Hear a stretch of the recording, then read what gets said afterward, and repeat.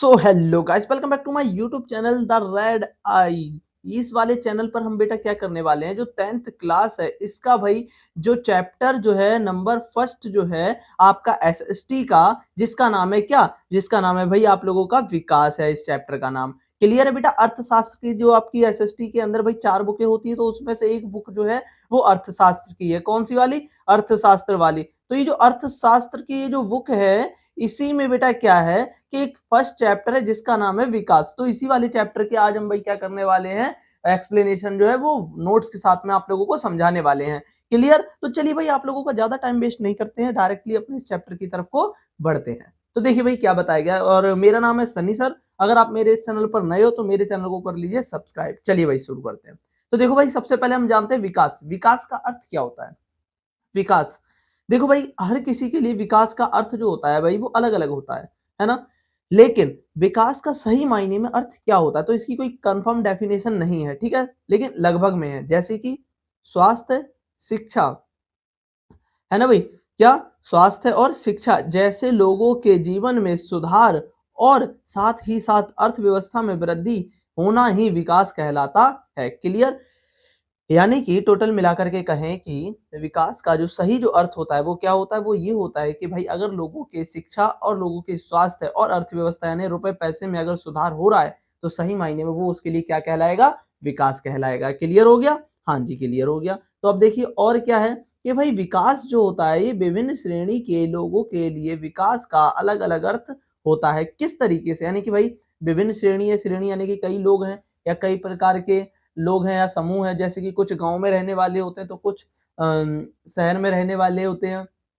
तो इनके बीच विकास का जो मतलब होता है, क्या वो एक जैसा होता है? नहीं भाई, अलग अलग होता है। कैसे? देखते हैं। तो देखो भाई यहाँ पर दो हमें उदाहरण दिए गए हैं, हमें उनकी मदद से समझाया गया है, बताया गया है कि भाई पहला जो है वो क्या है, वो भाई ये है कि भाई भूमिहीन ग्रामीण मजदूर के लिए विकास क्या होता है। तो देखो इसके लिए विकास क्या होता है, काम करने के अधिक दिन।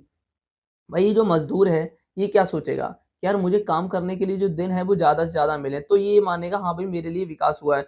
मजदूरी मान लो अगर 150 मिल रही है, तो ये क्या सोचेगा कि यार 150 से मेरी कितनी हो जाए, 200 हो जाए, तो ये इसके लिए विकास होगा। सामाजिक भेदभाव ना हो, सामाजिक भेदभाव यानी कि जात पात को लेकर जो इसके साथ किसी प्रकार का भेदभाव ना हो। उत्तम इसके स्कूल में जो सॉरी इसके गांव में स्कूल होने चाहिए, यानी कि अच्छे स्कूल होने चाहिए। तो भाई एक गाँव के व्यक्ति के लिए या गाँव का जो मज़दूर है उसके लिए विकास जो होगा वो कहलाएगा। क्लियर है?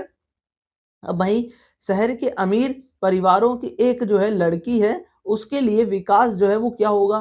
भाई उसके लिए विकास जो होगा वो वही होगा जो कि उसके भाई की तरह आज़ादी मिले, यानी कि भाई वो भी रात को घूम सके अपने भाई की तरह, तो ये उसके लिए विकास होगा।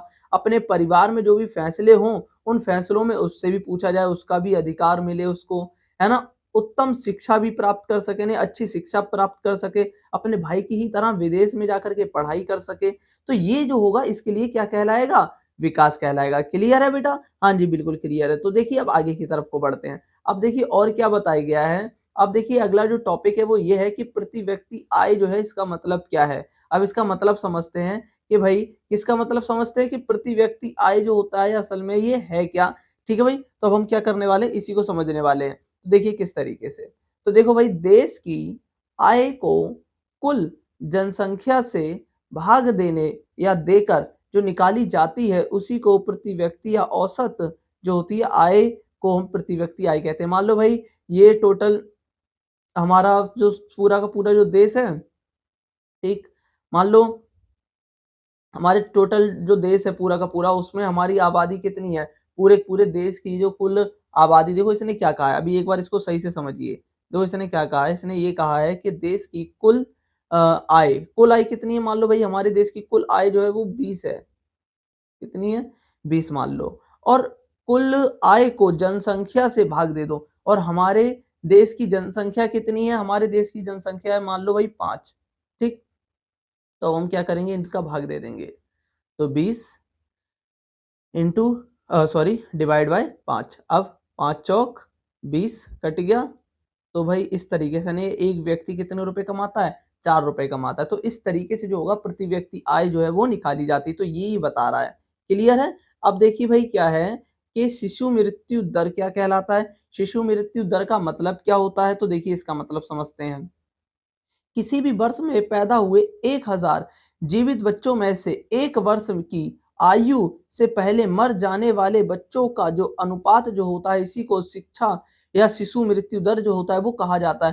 भाई 1 साल में मान लो कितने बच्चे पैदा हुए, 1000 बच्चे पैदा हुए, कितने, तो इन 1000 में से कितने बच्चे जो होंगे जो कि जीवित बचेंगे, तो जितने बच्चे इन 1000 में से जीवित बचेंगे वही क्या है, सॉरी, जितने मरेंगे वही शिशु मृत्यु दर में आएंगे। क्लियर, क्योंकि वो मरे हैं।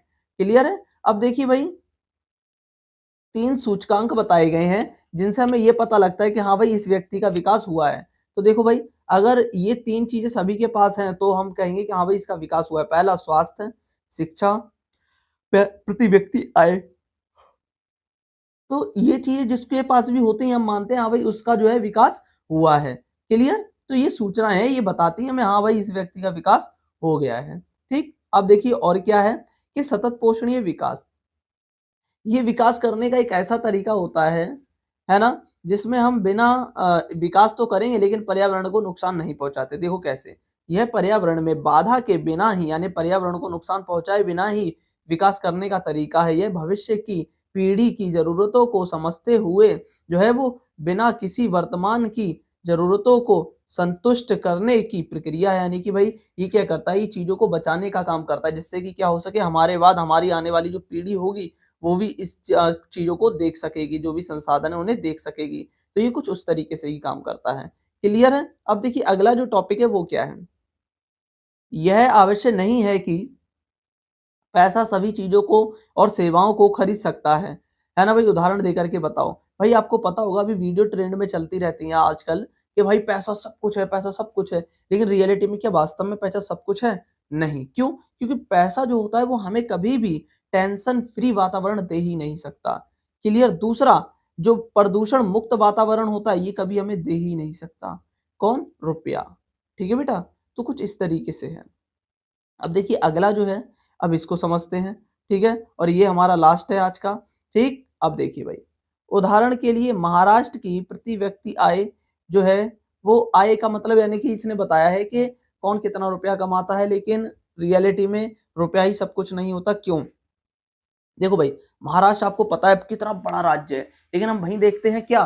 केरल को। किसको देखते हैं हम? केरल को। तो केरल कितना छोटा है, लेकिन उसके बावजूद भी जो पढ़ाई में सबसे अच्छा जो राज्य है भारत का नंबर 1 पर आता है वो केरल ही है ना? जबकि महाराष्ट्र रुपए में बहुत ज़्यादा आगे, यानी कि भाई अगर ये रुपए में ही आगे है और रुपया सब कुछ खरीद सकता है, तो पढ़ाई भी खरीद ले। नहीं खरीद सकते ना बेटा, है ना भाई? पढ़ाई तो पढ़ने से ही हो पाएगी। तो यही चीज़ बताना चाहता है बस कि रुपया हर एक चीज़ को नहीं खरीद सकता। अब देखो, स्वास्थ्य, शिक्षा, प्रति व्यक्ति आय, यह तीनों मानव विकास जो है रिपोर्ट जो होता है इसकी जो है को तैयार करने के लिए इस्तेमाल किए जाते हैं। और भाई ये एक मापदंड है। संयुक्त राष्ट्र विकास कार्यक्रम यानी कि यूएनडीपी हर साल वार्षिक मानव विकास रिपोर्ट जो है ये बताता है सभी लोगों को कि हाँ भाई इस तरीके से अब लोगों का विकास हो रहा है। क्लियर? अब नवीकरणीय संसाधन, ये कौन से संसाधन होते हैं? नवीकरणीय संसाधन वह संसाधन होते हैं जिसके भंडार में या भंडार में प्राकृतिक पारिस्थितिक प्रक्रियाओं के द्वारा पुनः स्थापन होता रहता है। इसी को हम बोलते हैं नवीकरणीय संसाधन। यानी कि ऐसे संसाधन जिनका एक बार उपयोग हो सके और उनको हम दोबारा से यानी पुनः उनका उपयोग कर सकें, तो उनको बोलते हैं हम नवीकरणीय। लेकिन अनवीकरणीय संसाधन कौन से वाले संसाधन होते हैं? अनवीकरणीय संसाधन वह वाले संसाधन होते हैं जिनका हम एक बार प्रयोग कर लें लेकिन दोबारा प्रयोग ना कर सके, वह अनवीकरणीय संसाधन कहलाते हैं। ठीक है? यानी कि अनवीकरणीय संसाधन वह संसाधन होते हैं जिनका भंडारण में प्राकृतिक प्रक्रिया द्वारा पुनः नहीं होता रहता है। क्लियर? यानी कि दोबारा नहीं बनाया जा सकता उस चीज को, इसी को हम कहते हैं अनवीकरणीय संसाधन।